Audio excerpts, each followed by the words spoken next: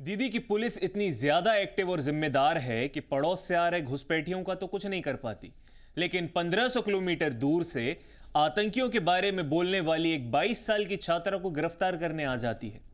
जैसे बंगाल के अंदर और कोई क्राइम तो बचा ही नहीं है। एक टिप्पणी के लिए पढ़ने लिखने वाली छात्रा को ना सिर्फ गिरफ्तार किया गया, बल्कि उसे 14 दिन की न्यायिक हिरासत में भी भेज दिया गया। और यह सब तब हो रहा है जबकि छात्रा ने अपने बनाए कथित विवादित वीडियो को हटाने के बाद एक पोस्ट में माफी मांग ली थी।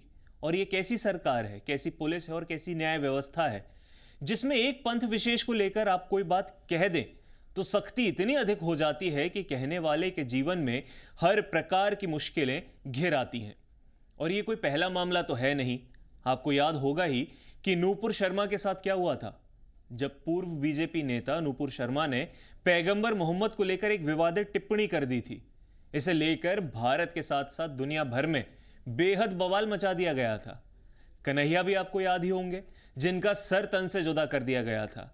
और अब यही सर तन से जुदा करने वाली धमकी शर्मिष्ठा पनोली को भी मिल रही है। नमस्कार, मैं हूं हर्ष और आप देख रहे हैं जी भारत का डिजिटल प्लेटफॉर्म। 22 वर्षीय इंस्टाग्राम इन्फ्लुएंसर शर्मिष्ठा पनोली को शनिवार को कोलकाता पुलिस ने सोशल मीडिया के वीडियो में कथित तौर पर सांप्रदायिक टिप्पणी करने के आरोप में गिरफ्तार किया, जिसके बाद उन्हें 14 दिन की न्यायिक हिरासत में भेज दिया गया। मूल रूप से कोलकाता के आनंदपुर इलाके की रहने वाली और वर्तमान में पुणे में स्थित एक विश्वविद्यालय में अध्ययनरत कानून की छात्रा को शुक्रवार रात गुरुग्राम में कथित तौर पर कई पुलिस समन से बचने के बाद गिरफ्तार किया गया। पुलिस सूत्रों के अनुसार अगर माने तो विवादित वीडियो में पनोली बॉलीवुड अभिनेताओं की ऑपरेशन सिंदूर से जो चुप्पी थी और जो दूरी थी उसकी आलोचना कर रही थी। ये पोस्ट वायरल हो गई और पंथ विशेष के लोगों में आक्रोश फैल गया और शर्मिष्ठा को रेप और सर तन से जुदा की धमकी दी जाने लगी, जिसके कारण शर्मिष्ठा ने वो वीडियो हटा भी लिया और माफी भी मांग ली। हालांकि बताया गया कि तब तक कोलकाता में एक औपचारिक शिकायत दर्ज की जा चुकी थी और कानूनी कार्यवाही शुरू हो चुकी थी। पनोली को शनिवार को कोलकाता की एक अदालत में पेश किया गया, जहां उनकी जमानत याचिका को खारिज कर दिया गया और उन्हें 13 जून तक न्यायिक हिरासत में भेज दिया गया।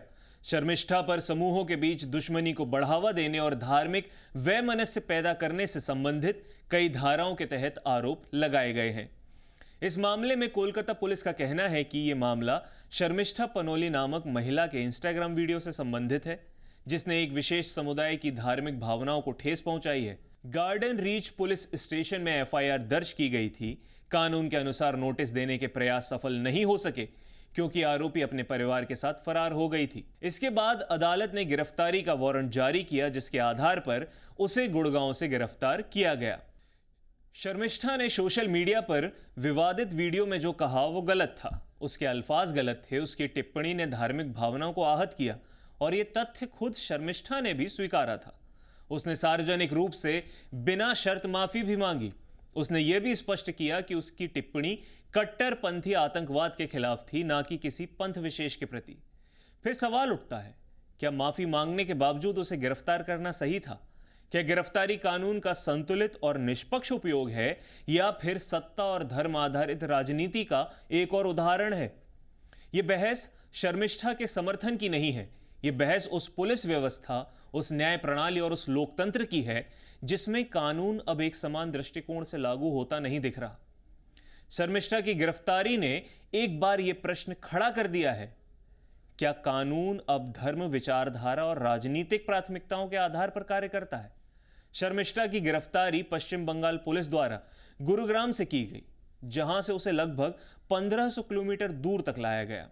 वो पुलिस जो मुर्शिदाबाद, मालदा, उत्तर 24 परगना जैसे जिलों में बार बार हुई सांप्रदायिक हिंसा पर खामोश रहती है और जिसके खिलाफ हाईकोर्ट कई बार फटकार लगा चुका है, वही पुलिस एक माफी मांग चुकी 22 साल की लड़की को पकड़ने के लिए तत्पर हो जाती है। क्या यह त्वरित कार्रवाई अपराध की गंभीरता को लेकर थी या एक खास मैसेज देने के लिए? आपको बता दें कि यह वही राज्य है जहां सत्ता पक्ष के कई सांसदों और नेताओं ने सार्वजनिक रूप से हिंदू धर्म के प्रतीकों और भावनाओं का मजाक उड़ाया। उदाहरण के तौर पर टीएमसी सांसद सयानी घोष द्वारा शिवलिंग पर की गई विवादास्पद टिप्पणी पर शिकायतें दर्ज की गईं, लेकिन कोई गिरफ्तारी नहीं हुई। जबकि दूसरी तरफ एक साधारण लड़की के खिलाफ कठोर कार्रवाई होती है तो यह स्पष्ट भेदभाव लगता है। भारत एक बहुलवादी राष्ट्र है जहां संविधान प्रत्येक नागरिक को अभिव्यक्ति की स्वतंत्रता का अधिकार देता है, लेकिन इस स्वतंत्रता की एक सीमा होती है। कोई भी व्यक्ति किसी भी धर्म, जाति या समुदाय की धार्मिक भावनाओं को ठेस पहुंचाने का अधिकार नहीं रखता है। लेकिन जब ये सीमाएं सिर्फ एक समुदाय के लिए लागू हों और दूसरे के लिए मौन सहमति हो, तब यह निष्पक्षता नहीं है, पक्षपात बन जाता है। शर्मिष्ठा के विरुद्ध सोशल मीडिया पर ऐसे ऐसे भयंकर और आपराधिक स्वरूप के बयान दिए गए, रेप की धमकियां, सर तन से जुदा करने की धमकी, जिंदा जला देने जैसी बातें कही गईं, लेकिन उन पर पुलिस ने कोई कार्रवाई नहीं की। सवाल यह नहीं है कि शर्मिष्ठा को सजा मिली, सवाल यह है कि उसी स्तर की गंभीरता उन लोगों के लिए क्यों नहीं दिखाई गई जो कानून को हाथ में लेने की धमकियां दे रहे थे। शर्मिष्ठा आज एक व्यक्ति नहीं बल्कि एक उदाहरण बन गई है उन हजारों युवाओं के लिए जो सोशल मीडिया पर बोलते हैं, लिखते हैं और भावनाओं में बह जाते हैं। वो लॉ की छात्रा थी, एक संभावनाओं से भरी युवा लड़की जिसने गुस्से में एक टिप्पणी कर दी और जिसकी माफी को भी स्वीकार नहीं किया गया। यह घटना भारत में सोशल मीडिया की शक्ति और भीड़ आधारित न्याय के खतरों को उजागर करती है। यदि आपके पास फॉलोअर्स का समर्थन है तो आप किसी को भी हीरो या विलन बना सकते हैं, जैसा कि शर्मिष्ठा के साथ हुआ। कुछ लोगों ने उसे हिंदू शेरनी बना डाला तो कुछ ने कट्टरपंथी। यह एक गंभीर प्रश्न है कि एक जैसे अपराध के लिए प्रोफेसर को गिरफ्तार किया जाता है लेकिन उसी राज्य में मंत्री को छोड़ दिया जाता है। जब एक साधारण लड़की को जेल भेजा जाता है लेकिन सांसद और बड़े पत्रकार खुले आम धर्म को लेकर टिप्पणी कर सकते हैं, तो यह सत्ता का न्याय है, यह मर्जी चलाने वालों का कानून है। ऐसा ही प्रतीत होता है। क्या यह जरूरी नहीं कि अगर धार्मिक भावनाएं आहत करना अपराध है तो हर धर्म, हर टिप्पणी, हर अपराधी के साथ समान व्यवहार हो? भारत का संविधान हमें स्वतंत्रता देता है, लेकिन अगर उस स्वतंत्रता का मूल्य विचारधारा तय करने लगे तो लोकतंत्र पर संकट आना स्वाभाविक है। यदि पुलिस राजनीतिक इशारे पर काम करने लगे, यदि कानून धर्म और पार्टी देखकर लागू किया जाए तो यह लोकतंत्र नहीं, सियासी गुलामी बन जाएगी। शर्मिष्ठा की गिरफ्तारी एक चेतावनी है। बोलने से पहले 100 बार सोचिए। माफी का कोई मतलब नहीं अगर सत्ता तुम्हारे खिलाफ है। यह चेतावनी सिर्फ शर्मिष्ठा के लिए नहीं, सबके लिए है। यह संदेश है कि अब विचारधारा, धर्म और राजनीतिक प्राथमिकताएं तय करेंगी कि आप जेल जाएंगे या नहीं। इस मामले पर अभिनेत्री कंगना ने अपने इंस्टाग्राम अकाउंट पर एक स्टोरी में पोस्ट करते हुए शर्मिष्ठा को रिहा करने की मांग भी की है।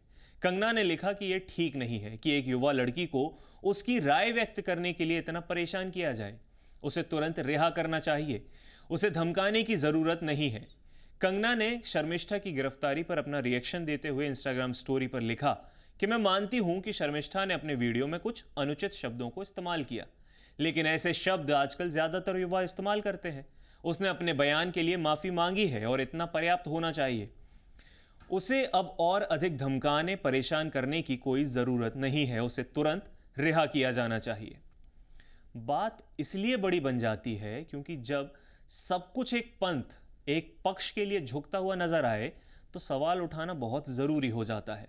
इस मुद्दे पर बोलना बहुत आवश्यक है, समर्थन के लिए नहीं, विरोध के लिए नहीं, बल्कि न्याय और निष्पक्षता के लिए, ताकि यह देश उस ओर बढ़े जहां कानून अंधा हो, धर्म, जाति और पार्टी देखकर नहीं, सिर्फ अपराध देखकर फैसला करे। आपकी इस मामले में क्या राय है, हमें कमेंट में साझा कीजिएगा और देखते रहिए जी भारत। धन्यवाद। जी भारत।